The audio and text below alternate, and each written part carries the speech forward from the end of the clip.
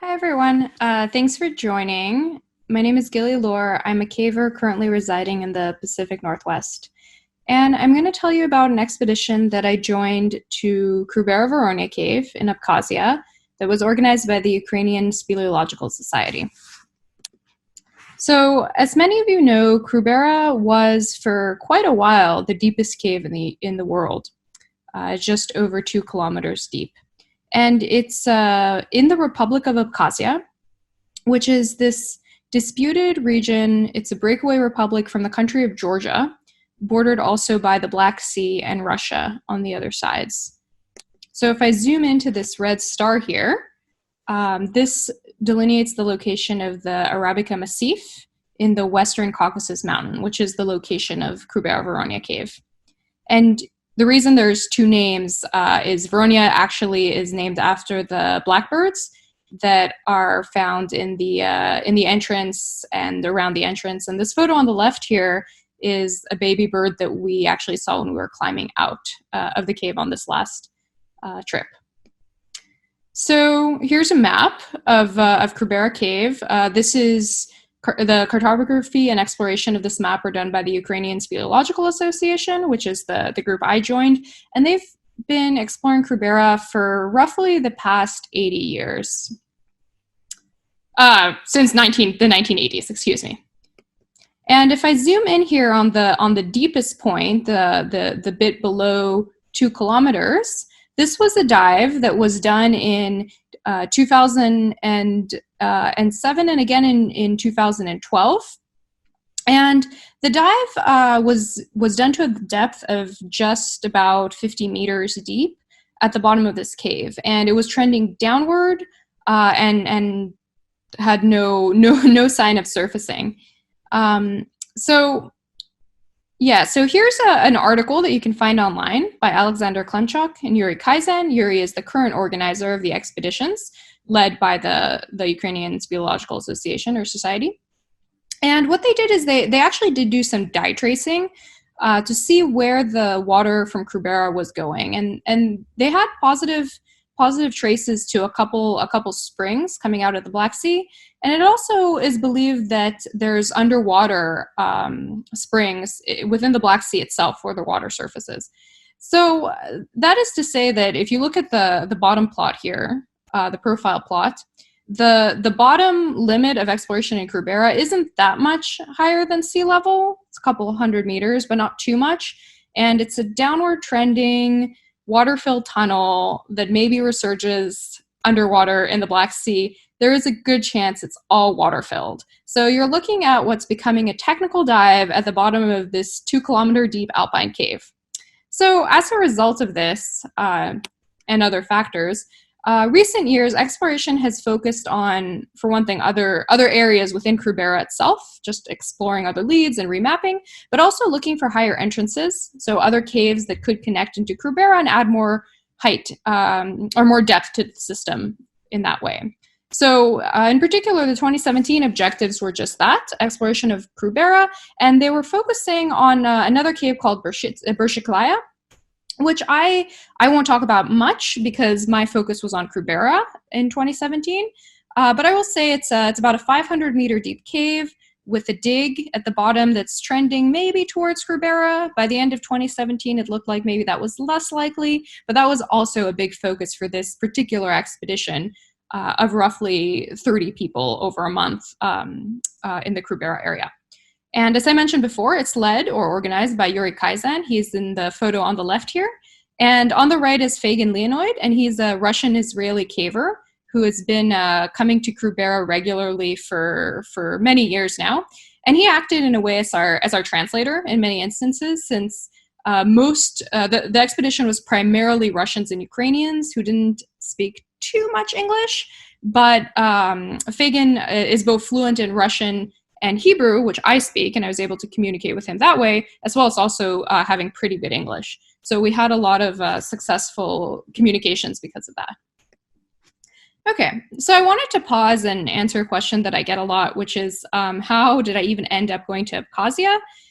Mostly because I suppose that it was a region that was traditionally Westerners didn't go to very frequently. So for me, of course, it actually started in Mexico. Where else? So around 2014, I met a British caver, Andy Chapman. He's the guy here on the right.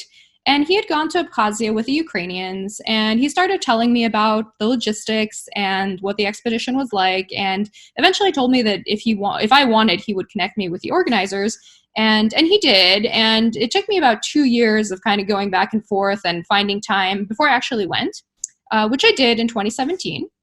I was also joined by Zeb Lilly from the United States, who many of you probably know, and a Turkish caver named Hakan.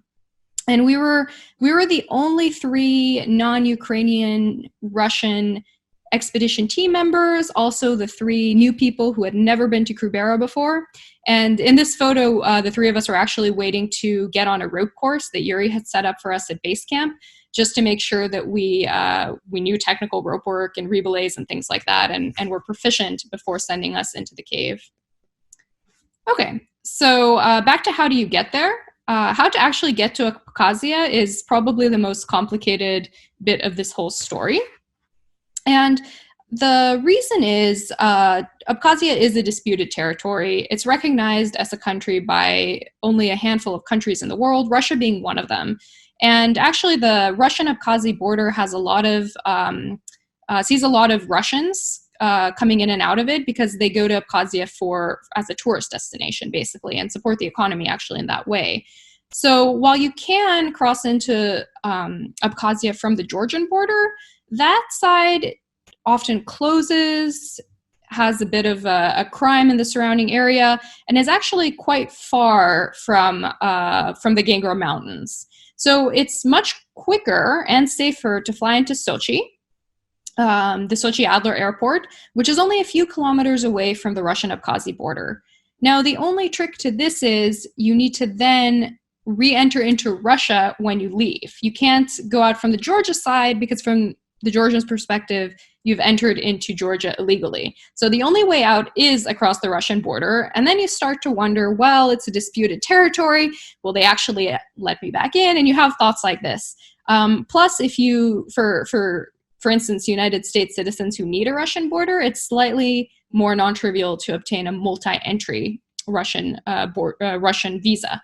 And actually, there were some, I believe, Swiss people who I'd met in Mexico as well before, who were supposed to join the expedition, and they just flat out got denied a multi-entry Russia visa. But luckily, I didn't need one because I was traveling on my Israeli passport, and Zeb was able to get one. And so the 3 of us, Zeb, me, and Hakan as well, met up in Sochi, and we traveled together the few kilometers to the border. And the Ukrainians were already there. They had driven over from the Ukraine with trucks worth of expedition gear. So crossing into the border was actually a little non-trivial because it's mostly Russians and they're mostly like tourists and beachgoers. The 3 of us with passports from 3 different countries and big bags of gear, well, we really stuck out, and we got pulled aside and questioned for maybe an hour or 2. But they eventually did let us into Abkhazia, and we met Yuri, and he took us to the staging area in a little village just a couple kilometers away from the border. And it was actually quite nice because you have a very good view of the mountains of the Arabica Massif itself from this area. So it's kind of the first thing you see when you enter Abkhazia is you kind of see where you're going, which is really nice. Okay, so after a couple days in the staging area, which we used to, for instance, go shopping for fresh fruits and vegetables for the expedition, getting our Abkhazi visas in order, and packing the bags for the expedition, we all piled into this old Russian military truck and drove the roughly 5 kilometers up the mountain road to the Arabica Massif. So the road ended just about an hour hike away from where our base camp was going to be, which was pretty much right next to the entrance of Krubera. So we did spend roughly the first 2 days just hiking gear to base camp from this truck depot. We had quite a bit of gear to field a month-long expedition of order 30 people. And yeah, this is what the karst look like there. The Arabic Massif is spectacular. It's everywhere you look. There's karst, there's mountains, there's these glacial valleys, wild horses, wildflowers. To the north, you actually you can look down and you can see the planes as they're making their descent below you, landing in Sochi. It's quite spectacular. This is just a glimpse of what life at base camp was like. The top photo is just people's private tents. You have kind of the usual communal base camp kitchen on the right there. On the left, there's the communal base camp communal gear tents, and pretty standard stuff. We didn't spend too much time in base camp, maybe just a couple days once it was established. And they very quickly sent us on a quick kind of warm up trip to Krubera, just down to the minus 200 meter level. So this was just me, Zeb, and Hakan. Krubera is left rigged, including many of the camps with the ropes in place. So they basically they gave us a pack. They told us go down to the minus 200 meter level. In this photo, Fagan is pointing out a junction between one of the two major branches at this level, and he basically told us like just be sure not to take this other route. You want to go to the right route. And we're like, okay, well we hope when we get there it'll be obvious where we're going. They actually ended up sending somebody in to put a sign there, just because that's one of the few places that you actually could go wrong. But yeah, so we had a pretty successful trip, pretty uneventful. And the next day, we were basically ready to do our main objective, which Yuri decided would be a 9-day camp to go push leads at the bottom of the minus 1,700 meter branch. So also joining us was Gena, who this was kind of basically his leads. And he was the diver who dove the sump at the bottom of Krubera back in 2012 and 2008. So this was kind of his leads. He had been there before, and he had in mind what he wanted to do. And also joining us was a Ukrainian caver named Olga on the right here. Okay, so here's a picture of the map again, showing where our leads were. So there's this big junction already up at the 200 meter level, and then you go down towards the right on this map. And then at the 1,400 meter level, there's another junction, one going to the deep part of the cave, the minus 2K level, and the other two are leads, which were in this room called the Hall of the Soviet Speleologists. So if I zoom in on that, this was actually a pretty impressive chamber. And there was a dive lead, which was actually up on the right, kind of backtracking a little, that Gena was interested in. And also a dig lead off on the left, which was kind of more at the limit of where this room went. So that was our objectives. And yeah, it was time to go for a 9-day camp. This is the entrance to Krubera, which is rather unassuming for what was then the deepest cave in the world. I actually found it quite interesting to go into a relatively small hole in the ground and then go so deep. So the picture on the left is just the entrance, and on the right, that's just me looking down at Zeb. There's like an 80-meter entrance sequence. Some would refer to it as but a mere nuisance when you're talking about a full 2 kilometers. But yeah, that's just the entrance shot. And then we made our way down through Krubera. We stayed at various camps along the way. They're labeled on this map. And I wanted to give you a feeling of what it was like to cave in Krubera. So obviously, as probably many people think, it is very vertical, maybe slightly less so than you would expect. I believe there really wasn't a single pitch over 100 meters, for instance. But yeah, you were definitely on rope most of the journey down. I'll add that as I mentioned before, the cave is permanently rigged. It sees a lot of traffic. In addition, it's a lot less clean washed than many other alpine caves in Eastern Europe. It's got kind of the sandy grit that just gets into your gear, gets on the ropes, and slowly eats away at the rope.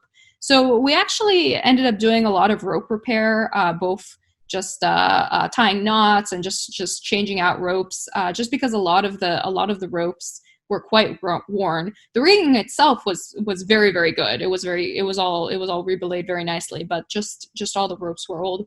So this particular photo is Zeb replacing some rope on a pitch, actually very much near the bottom of our branch. The other thing about Krubera is it's not totally vertical. There's a lot of meanders, and there's a lot of tight spaces, both on rope and off rope.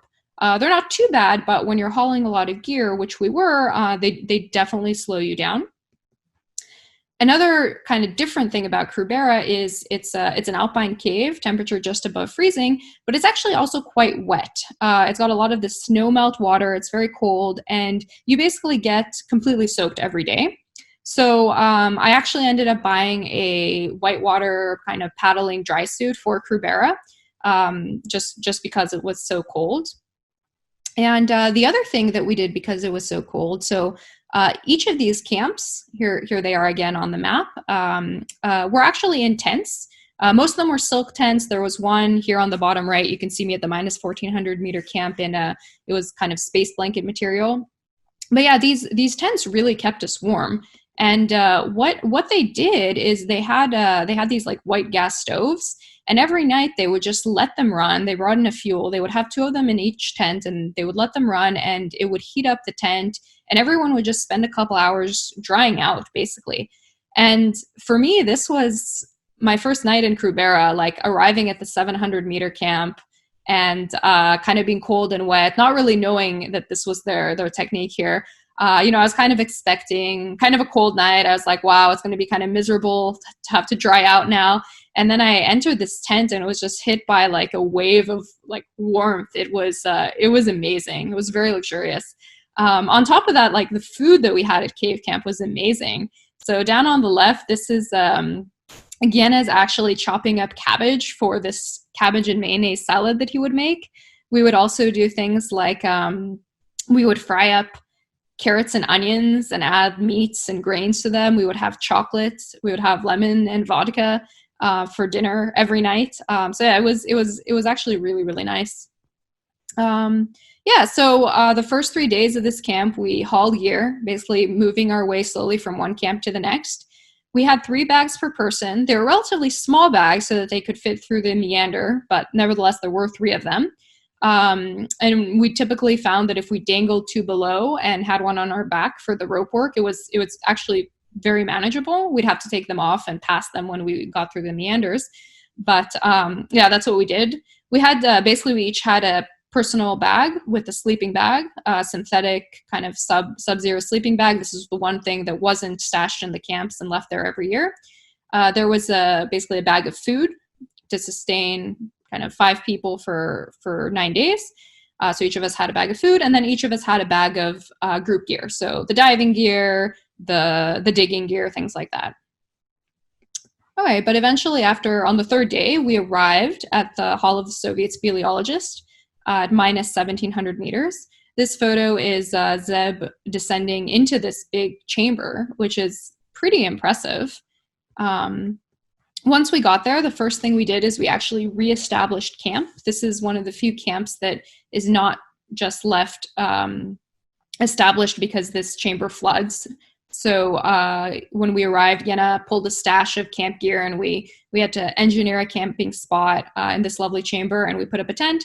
Also on the left, there's Yenna fixing up the phone line. We actually had a phone running from the cave, everywhere from the cave to base camp. So it was quite nice. We checked in every day with base camp. It also afforded us an opportunity to translate some things, because again, Yenna and Olga, who were kind of running the trip, didn't really speak much English, and we didn't speak any Russian. So we could often get on the phone. Like I could get on the phone with Fagan, ask him something in Hebrew. He could talk to Yenna, and it was a nice opportunity to have a conversation like that. Finally on day 4, it was time to explore. It was time to hit our leads, the dive lead and the dig lead that we had hauled all this gear down for. So first we went to the dive gear. We actually backtracked a little bit. We had to go back up that drop I just showed you. Actually, Gienna sent Zeb and I ahead to fix some of the rigging with instructions that he had drawn out on basically a napkin to tell us how to fix the rigging. And we did so, and then we hauled the gear to the dive, and then Gienah did his dive. It was pretty short. He didn't bring a lot of gas with him, but he basically turned around in upward trending going passage when he hit thirds. So I don't really know how particularly interesting this area is, but it's still a going lead. Okay, then the dig. We spent a day and a half digging, basically at the limit of exploration of this chamber and at the bottom of this branch. And yeah, I mean, this dig just, to me, it didn't seem too promising. There wasn't a lot of air. It didn't seem like it was going to break out. Nevertheless, it was in an interesting spot. And after 2 days, we ran out of time, basically. We'd only budgeted so much food for so many days. So it was at that point just time to climb out, which we did. We spent the next 3 days climbing out. We actually spent a night at all 3 of these camps. And the reason is, the reason there's a 1,400 meter and a 1,200 meter camp, which are relatively close together, is, right, as you can see from the map, 1,400 meters is where there's a branch between the where we were and the other direction, which takes you to the bottom of the cave. And I get asked this a lot. We did toy around with the idea of going down, bouncing down to -2K just to say that we did it. But we didn't, for one thing, we didn't have replacement rope to fix the rigging along the way. We had a lot of gear to haul out. We were running low on time. So in the end, we decided to simply help haul gear and head out of the cave, which we did pretty uneventfully over the next couple of days. The picture on the right is Zeb climbing out. We had 2 packs climbing out on the way out each because we'd kind of eaten through 1 bag of food. So this is Zeb climbing out towards the kind of at the bottom. I think this is at the bottom of the entrance series. And yeah, we climbed out and we're greeted by a nice sunny day on the plateau. It was quite nice to come out. And I mean, I had a really nice time. I was there for about 2 weeks in total. I found the Ukrainians to be incredibly welcoming, and even though we had a language barrier, it was a very good vibe overall. They seemed really just very thankful that people were coming and wanting to help them with their objectives. So that was very nice. I definitely plan to do more things with this group, either in Krubera or elsewhere that they're exploring, and I highly recommend it. So yeah, on that note, thank you for listening. If you have any questions, I know this is pre-recorded, but feel free to get in touch. And I hope everyone stays safe and that we can all cave underground soon